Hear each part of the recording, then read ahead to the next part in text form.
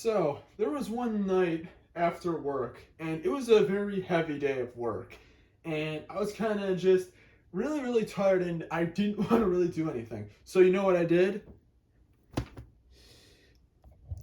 I decided I'd make a huge investment. So, yes, I actually did get the Virtual Boy, which is too big to even fit in the shop, but there we go.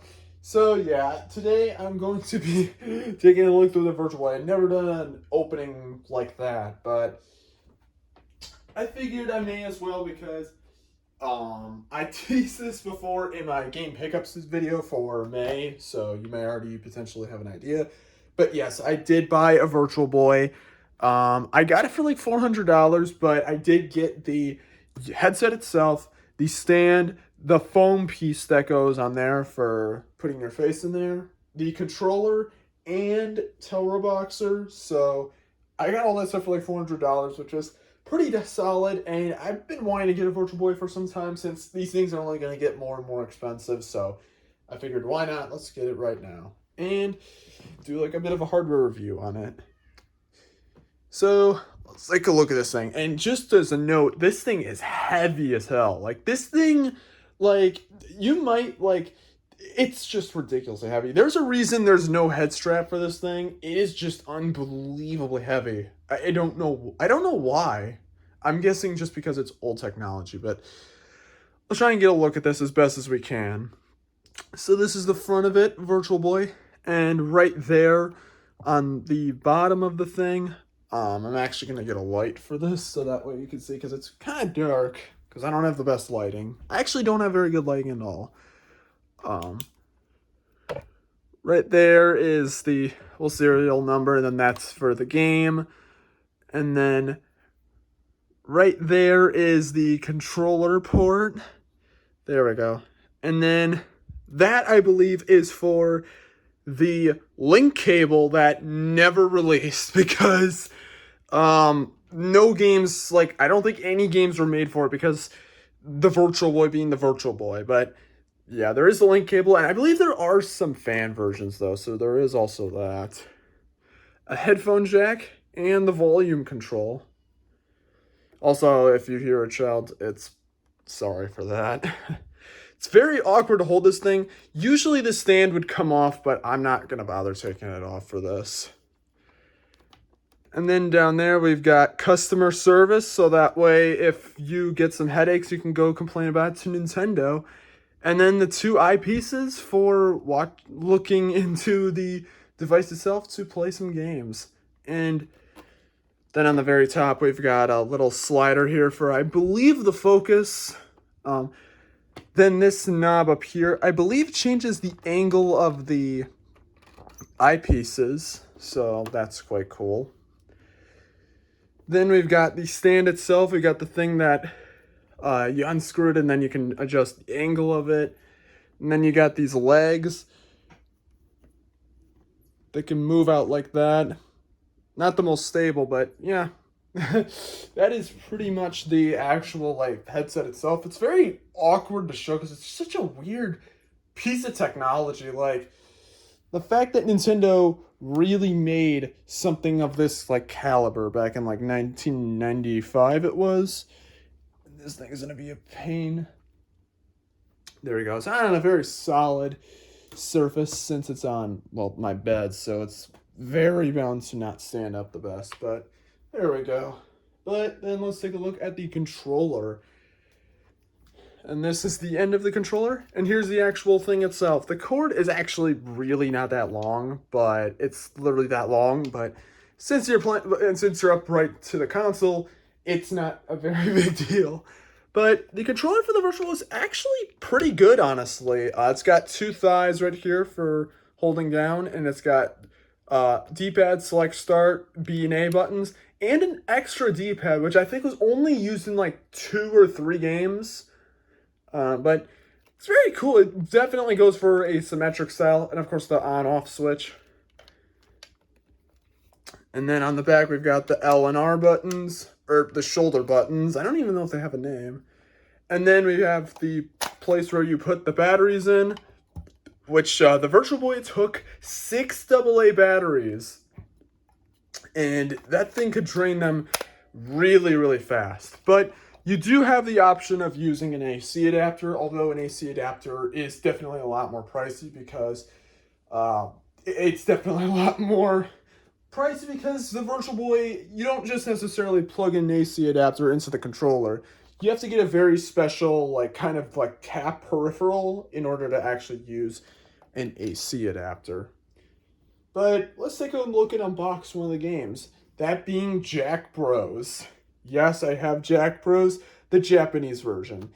I would never spend like over $1,000 on just one single game because this was the first Megami Tensei game to get localized for the West, because I guess Atlas just decided, let's localize this instead of an actual SMT game. Why not? This is actually the only Virtual Boy game I have boxed right now, which is really, really cool. It's in amazing condition.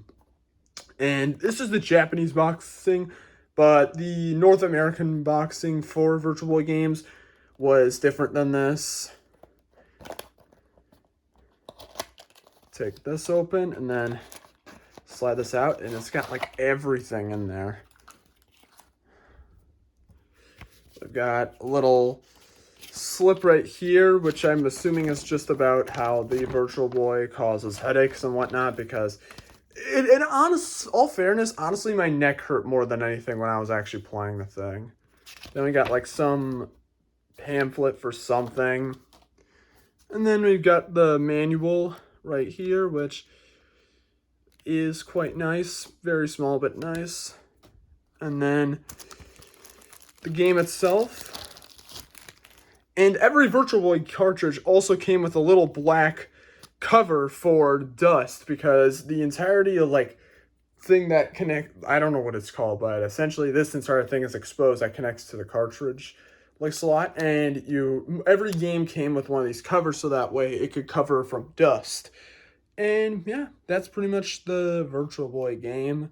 Virtual Boy is also a region-free system, so you can play Japanese games on a US headset, so yeah. And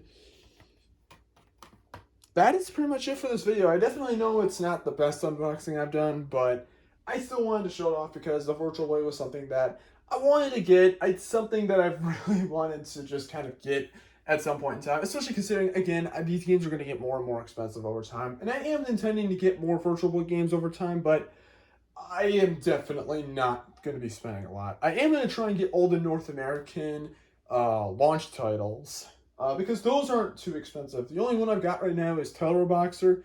I still need Mario's Tennis, Galactic Pinball, and Red Alarm, which those games aren't too expensive, so I'll probably just buy those. I'll probably buy some other ones as well. I have Wario Land ordered, but it's not coming for like another month, so yeah. So I guess the only other thing we can do now is actually play the device itself, so let's go check that out.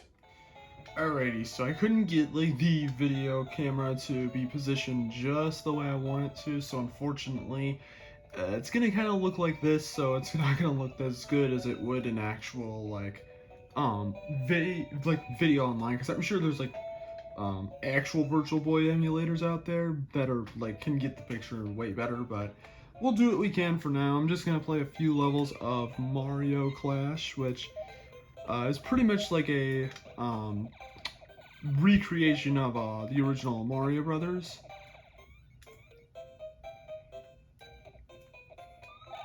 And like, unfortunately, it's just so hard to like like, I know I've said this before, but it's like it's really not easy to capture Virtual Boy games. That's that, because it's like you can't even see like the entire plane. You can only see like through like one eyepiece. I think I'm gonna just try and play 2 levels.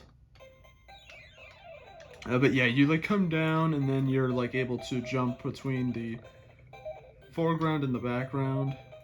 One thing I really don't like about this game though, like, it's actually not too bad, but I don't like the controls in the slightest bit, because you actually use the B button to jump and the A button to throw the shell, which I do not like. I really wish they swapped them around. I couldn't care less. So this is where, like, Jesus, this commentary is gonna be awful because it's like it's gonna be like it's so hard to see.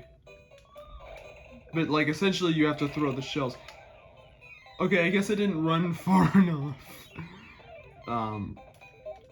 But yeah, like it's actually quite fun. Like it's much better to play. And then just make sure. Oh, get there first. I want to see if I can try and finish this stage, hopefully.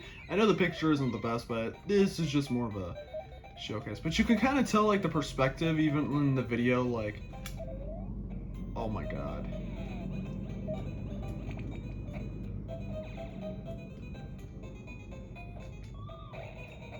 There we go. There we go. And yeah, that's pretty much the Mario Clash. And that's pretty much all I'm going to be showing for this video. So thank you guys for watching this unboxing. Hopefully you guys enjoyed it. And I know the gameplay at the end wasn't really the best, but gotta do what you do what you can.